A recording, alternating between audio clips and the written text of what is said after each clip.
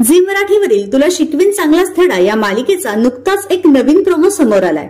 मात्र हा प्रोमो पाहून प्रेक्षक चांगलेच भडकले आहेत.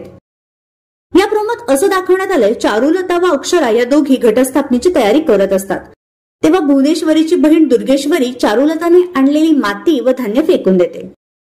पुढे चारुलता पूजेची तयारी केलेल्या ठिकाणी येते. त्यावेळी ती माती व धान्य दिसत नाही असं विचारते. त्यावर दुर्गेश्वरी म्हणते, ताई नसताना तुम्ही हे जे काही करत आहात ते देवीला देखील मान्य नाही असं या प्रोमोत दाखवण्यात आलंय. मात्र हा प्रोमो पाहून प्रेक्षकांनी राग व्यक्त करत म्हटले, हाकलून द्या त्या दुर्गे आणि चंचीला. अक्षरा आणि चारुलतानं सडेतोड उत्तरं द्यायला हवीत.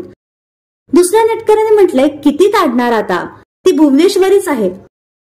आणखी एकाने म्हटले, डायरेक्टरला एवढं कळे ना की घरची खरी मालकीण असताना त्या दुर्गी आणि चंचीला कशाला घरात ठेवले, दोघींना घराबाहेर काढायला पाहिजे.